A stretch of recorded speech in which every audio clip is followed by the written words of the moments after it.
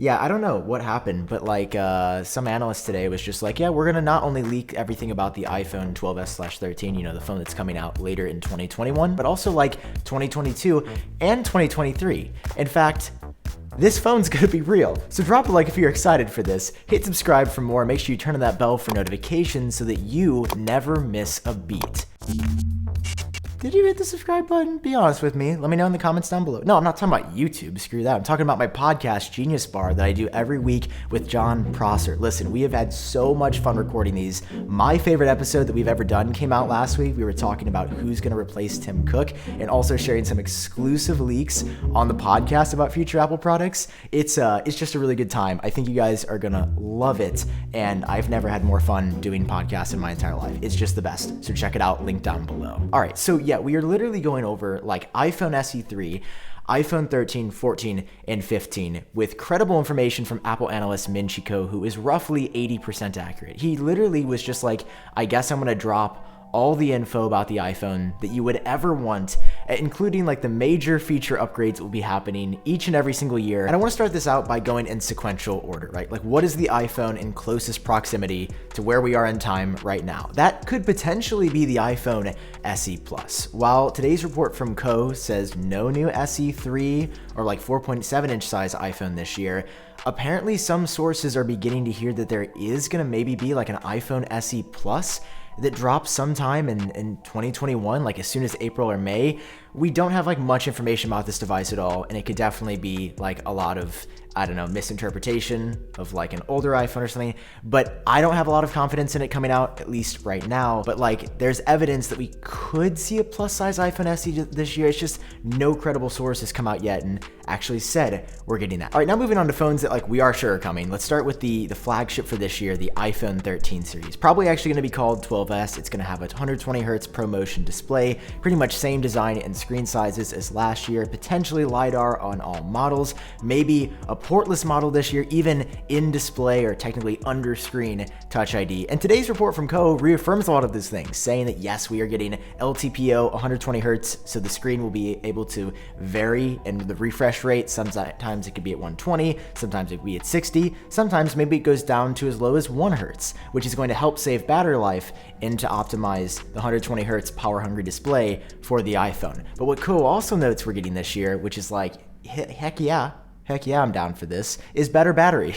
Because Apple actually, from the 11 series to the 12, not only added 5G, which is a super power intensive feature. I don't know if you guys remember, but like the batteries technically got smaller on the inside. This year, there's just no way Apple could get away with not putting a bigger battery in here, because like 120 hertz will just be too power intensive. Your battery life will be like 20 minutes, and while it'll be the best 20 minutes of your life, it will only be 20 minutes. But Kuo also notes a couple of other things about the iPhone in today's report, like that USB-C is not coming this year, that some models will keep the Lightning port and that others will go portless, so there will be some like non-cable interface models, which will be the first time we've ever seen that, and also reiterates something that he said previously that not a lot of people actually ended up covering, which is that the ultra-wide camera is getting a significant upgrade this year. It's going from a 5 to 6 element lens, and it's going to f1.8 aperture. So like the ultra wide camera is actually going to be competitive with the wide and telephoto lenses on here. So like the camera upgrade for the ultra wide, it's gonna be nuts. Like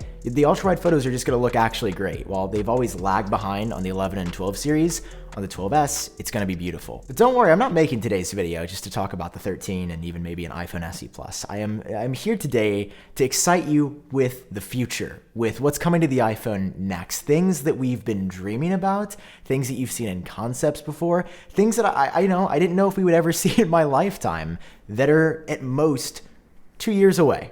And we're going to start off with the 2022 iPhone lineup because Apple's got some big things planned here. First, in the first half of the year, I would say between March and May, that's when we're going to be seeing the third generation iPhone SE.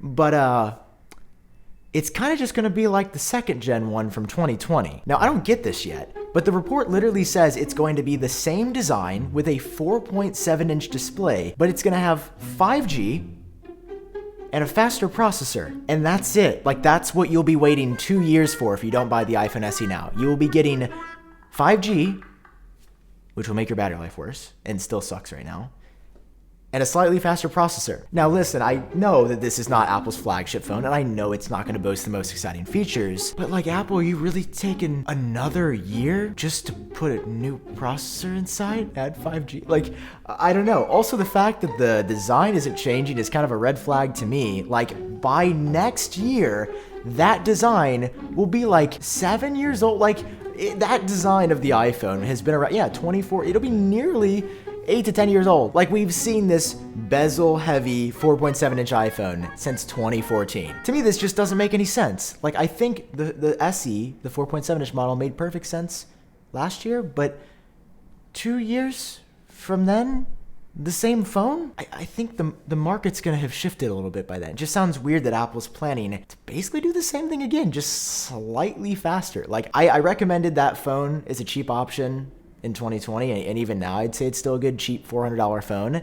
I don't think I could recommend that design another year from now. But I want to be honest, that is so insignificant compared to what we are getting later in 2022. Because apparently, not only is Apple taking a page out of Samsung's book with a hole punch design, Apple is eliminating the notch in its entirety in 2022. And by the fall of that year, we will be seeing a new punch hole, punched in screen thing that you've seen in the Galaxy phones. And I know there are a lot of opinions about this. Personally, I am shocked that Apple is going this route. This has always been something that I thought was cool, and I actually respected a lot because it was innovative in how it's on the screen, but like having dead pixels on the display, like directly, has looked a bit weird to me. It just didn't feel very Apple-esque, but Ko is one of the best Apple sources out there, and he's saying that this is what we're getting. So that's why I partnered up with Renders by Ian to give you guys a first look at what this could be. He did some amazing render work once again to show a hole punch on the iPhone. It is a change, right? Like, it is pretty different. It is a bit jarring, yet at the same time, I will say this, I actually prefer the look of this over the notch. The notch has just been aged out to oblivion for me. Do I notice it? No, I've been over this a million times. But the notch has been the same since the notch came out. Like, Apple, I know you can do something better. And you'd think there might be like another main feature that we're hearing for 2022, but that's all Ko knows about so far. He also says that the front-facing camera is gonna get autofocus, which I thought it had. I thought it had autofocus. But yes, so autofocus, or at least I guess an improved front-facing camera, will make its way with the hole punch design, I guess because Apple will be using a new camera design in general with the hole punch display. So that's wild, right? Gonna be totally bananas, out of this world, until you see what is happening the year after. Like, I can tell you guys right now, I haven't been this excited for the next couple of years of iPhones in forever. I just feel like the XS and 11 were okay, the 12 is amazing, the 12S is gonna be pretty cool, but like, by 2023, in the fall of that year, we will be getting what I consider to be the iPhone Ultra. I mean, obviously, there's been like little sprinkles of this for years, that the notch would go away entirely. And you're like, well, okay, that's happening in 2022. Like, what is the big takeaway for 2023? This is the big takeaway for 2023. We're hearing that for the first time on the iPhone ever, there will be nothing on the display. There is not going to be a notch. There's not going to be a hole punch. There's not going to be a camera visible on the front. It is sounding like a true all-screen design phone with ultra slim bezels. Like, since we saw the iPhone 10 with the notch, everybody's been like, yes, but what if we just did what Apple is now planning to do in 2023? I mean, guys, this is going to be the super cycle. And the other upgrades we've heard for this iPhone is that Apple will be keeping in-display Touch ID. So, I mean, that's coming this year to the iPhones, but like, it will be around. I guess it kind of has to be, because like, are we gonna have Face ID? That's a whole other, like, how are they going to do it if they're removing everything? Will we have a camera under display?